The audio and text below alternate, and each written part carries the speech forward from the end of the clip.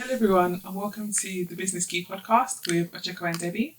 So on today's podcast we'll be talking about what everyone else is talking about, especially if you're a motorist out there. Over to you, Ochiko. Yeah, so the hot topic at the moment has been about ULEZ. So just for those that don't know, ULEZ is like a scheme that they've brought into London. So what they're looking to do is it's basically another tax, isn't it? They're basically extending the boundary. ULEZ stands for the Ultra Low Emission Zone. And this is basically a boundary in London. So originally it was a boundary in London, in the middle of London. And the reason they brought it in place was so that anybody that drives with a car that's like really, really old, that emits a lot of emissions, the idea was that they would basically incur a tax. I believe it's £10 a day, maybe? I think at the moment it's £12.50 a day. Oh, £12. Has it gone up? I think it's gone up, no? Or was it always that? I'm not sure. Okay. Well, it's £12.50 a day. It looks like it's gone up, but £12.50 a day. Is it for diesel car only? Is it petrol? Not necessarily. I think it more depends on like how much they've got, like a way of working it out. So in each car, they've got like some kind of register, and each car is rated on its emissions.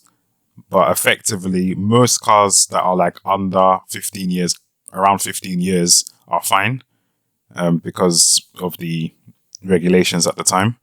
But cars like, I believe it's under, I'll double check the numbers, but I think it's under 15 years, over 15 years. Those ones, if they reach a particular amount, is deemed non-compliant, and therefore they'll have to pay a charge. Okay.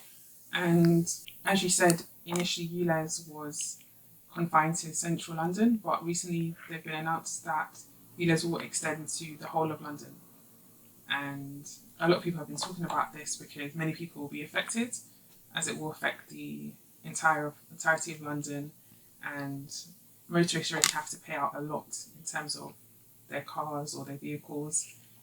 And so adding this additional tax has been burdensome for a lot of people, particularly those with older cars or cars that have high emissions tend to be people that may be on lower incomes.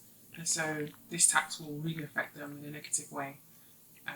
But it's important to note that the Mayor Sadiq Khan has said that his reasoning behind this is not to make money, but it is to decrease the air pollution in London and to reduce things like asthma. So he supposedly is doing it for noble reasons, which is to help people's healthcare. But it is, like you said, it's effectively a tax that will affect a lot of people. So what were your initial thoughts on ULEZ? It might just be like another tax. So I don't have the exact figures, but I understand that the ULEZ so far, I believe it's been in force for about 2 years or so, and it's managed to make quite a significant reduction in emissions. Effectively, they've met their target that they were looking to meet in terms of reducing emissions in the centre of London, which is good. But so maybe there's some merit to it. It got taken to court, isn't it, recently? And I believe they won their case, isn't it? Yeah, in the High Court it was found to be lawful. So I'm not sure whether this will progress to the Supreme Court, but definitely was found lawful, and the Mayor is intending to expand the ULEZ to the whole of London. It is interesting to note that there has been a lot of pushback, and some councils are actually taking or planning to take the Mayor of London to court as well, including Kent Council. So I guess those constituencies that are further away from the centre of London, such as Kent, you can imagine the public transport is not as readily available as it is in central London, and therefore in these regions people do rely on their cars a lot more, their cars and their vans, etc. And so the ULEZ will probably affect quite a few of their constituents. Most vehicles probably are compliant right now, but you had a thought in terms of where this could go in the future. In terms of where it can go in the future, so what I was thinking was perhaps in the future, it might not be this government, but it might be governments in the future. They might feel like, as a way of raising more money, it could be that they eventually look to then raise the tolerance level for the ULEZ. So they could perhaps say that, it's just electric vehicles that are compliant. So then everybody else has to now pay. So it could be like another way of raising money in the future for them. So that's also one of the, perhaps that might be one of the pushbacks as well. One of the fears with ULEZ coming in is that in the future they may use this as a way of adding additional tax. They may look at it as raising more revenue, but maybe to motorists they may look at it as additional tax for motorists. So that is a concern or a fear for the future, I would say, for it. But in principle, it's probably in principle it looks like a good idea if it's improves air quality for people. On that note, I do recall just the other day, I happened to be in the high street in London, and there was like a how would we call it? What do you call those old cars? Classic. It was a classic car. It was maybe like from the 90s or 80s. It was like a Ferrari. It was like a grey Ferrari, classic car. Very, very loud, very, very noisy. But one thing I noticed was the smell that was coming from the car was really, really very, very strong. It was a strong smell coming from the car, and I was quite a distance from the car, and I could smell it. And suddenly I thought ULEZ came to mind, and I suddenly thought, this kind of thing, I doubt this one would pass the ULEZ test because I can smell it from quite a few meters away. It's a very strong smell. So this is the kind of car that they're looking to take off the road because, even me myself, I was affected by the smell. So yeah, it certainly came to mind that okay, maybe there is some merit here in terms of some of these vehicles. Actually, maybe they're not fit for purpose on the road now. That actually maybe it's a good thing that they're getting taken off the road. Yeah. Also, another point to raise is that for those that do have cars that aren't ULEZ compliant, there is a scrappage scheme, and the mayor recently announced that he will be extending the scrappage scheme to all of London. Previously, it was only certain people who lived in certain postcodes were able to take advantage of the scrappage scheme. The scrappage scheme essentially means that people that have non-compliant ULEZ cars can take their car to a scrappage yard, and they will be given payment up to £2,000 in replacement for their car being turned into scraps and parts, and hopefully they can use that money to purchase compliant ULEZ vehicles. So in theory, the scheme, like you said, does sound like it's a good scheme, but I do agree with your concern that you raised, and it might seem far-fetched, but if you all it does, all you have to start from somewhere. For example, we had the pension age, which I believe was about 60 years for a long time. They raised it initially, and since then they've raised it quite a number of times after that. And it doesn't seem so bad when they raise it from 66 to 67, for example. Whereas initially it was just raised by a couple of years from 60, and it was said that that's all it is. It's just a couple of years that we've moved it. But in subsequent governments have been able to push that further. So as you mentioned, now that we have the ULEZ across the whole of London, what's to stop a subsequent government from saying, yeah, we're going to increase, like you said, the tolerance for what cars won't be ULEZ compliant. Like you said, it could be all non-electric cars, and therefore the new mayor has a way to raise money from Londoners, and also the tax gets expanded further so that they can continue to make money from it. So and another point I would actually make in terms of, if we're talking against, maybe points against ULEZ, is that, towards the outside of London, the transport tends to be not very good. Like you have certain areas where if you're waiting for the bus, for example, maybe there might be only 2 an hour, maybe 1 an hour. Like it's not very regular at all. So, some of these places don't really have because I know, Sadiq Khan is suggesting that people could take public transport, but in some of these areas, public transport isn't very regular, isn't very good. Even if they were to take a train, for example, some of these stations aren't, again, not very regular either.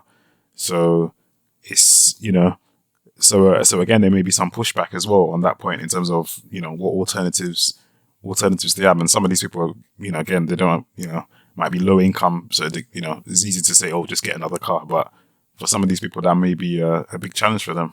What were your initial thoughts on ULEZ? It's only recently that I've become aware of ULEZ and the consequences of it. So I understand motorists' disdain for it and their backlash for it. It's quite strange that the mayor would push ahead with a policy that is just so overwhelmingly unpopular. Usually politicians try to implement things that are popular and emphasize those things. This seems to be his major achievement or major policy that he's done. I can't think of any other policies. I'm sure he has implemented various others, but this is the one that's received the most attention and it's overwhelmingly negative. So I think there's something to be said about not listening to the overwhelming desires of Londoners and recognise the need to improve on air pollution. I think there's other ways to do it. For example, we have airports that are around London and in London. Perhaps there could be a tax on the airports in terms of the fuel that they use. Maybe they could use a better, less carbon emitting fuel. And I think perhaps maybe before they introduced this, the ULEZ, maybe they could have offered the scrappage scheme and sort of said, giving people a fair warning to change their cars over, and maybe introduce the ULEZ more piecemeal. I know it has been introduced piecemeal, first central London, but then the whole of London. But I think for a lot of Londoners, it feels after the pandemic, they've been hit with a new tax, which people feel unfair. And that's a really good point. Concern is where does it stop? Whereas right now, especially in the cost of living crisis, people are needing more help, whereas this is causing more pain. That's a good point. Actually, there's a point to be said about the timing. Is the timing? The central banks have just announced the rising of the interest rates again. So, there's definitely that point of, is this the right time? I definitely resonate with that. Is this the right timing for it? Could it be something that could be delayed? Perhaps, but then maybe the Sadiq Khan seems to be quite adamant that this is about the health of people. So maybe he might argue that, no, actually, there's times of the essence. We need to act now to do all we can to help improve air quality. And I agree with acting now, but as I said, there's other things perhaps we could have implemented that would have affected businesses that are booming, such as the airline industry and other such industries. And, a lot of businesses are booming. If you think of supermarkets, they have booming sales, the oil companies, the gas companies, and perhaps there could be things that they are doing. And if they're not doing those things, they could have a tax levied on them. That could be a larger tax, could be a percentage or something. And that could also have an impact now, but that would also take into account the fact that a lot of people are suffering from the cost of living crisis. So I think as a politician, you have difficult decisions to make, but this seems to be his mission that he's powering through with despite the objections, despite people's concerns. He doesn't seem to care about people's objections and concerns. Like you said, he could have kept it to central London, but then in years to come, let's say 5 years' time, announce that it will expand. That will give people time to scrap their old cars. That will give people time. Hopefully we can rebound in the economy and get out of this cost of living crisis and this high inflation, high interest rates that we're currently in. And then it would be more well received, I believe, and more education out there as well in terms of the benefits of it, in terms of how it can help people's health. So I think if he had taken that approach, let's get more information out there that is more beneficial to people. Maybe there's other things that we could be doing as a population to reduce emissions as well and reduce our carbon footprint. Use it as an opportunity to get education out there and then introduce it in time, give people enough time, plenty of notice to get used to the idea. I think it would have been better than this sort of blunt approach to just, no, I'm introducing it. Yeah, don't care about anyone else's objections. I know what I'm doing. Yeah, it's been quite headstrong with it, hasn't he? Yeah. And I think even the leader, the Keir Starmer, was suggesting that he should reflect. I think it was following a key loss in one of the local elections. Keir Starmer wasn't happy with that, and I remember him suggesting that Sadiq Khan should reflect on this new scheme, whether it's the right thing right now for Londoners. Yeah, and I don't think there's anything wrong with having a strong desire to implement something for the greater good, but recognising people's needs right now. And because you were elected by the people, so I think you should take people's needs on board, particularly as overwhelmingly negative towards the ULEZ because of the cost of living crisis. It's not a insignificant event. It is very significant. Many people are suffering. Many people are striking right now. And therefore, is it the right time to introduce a new tax on motorists that will affect the lowest income people? Probably not. Hence the overwhelming negativity. Regarding it.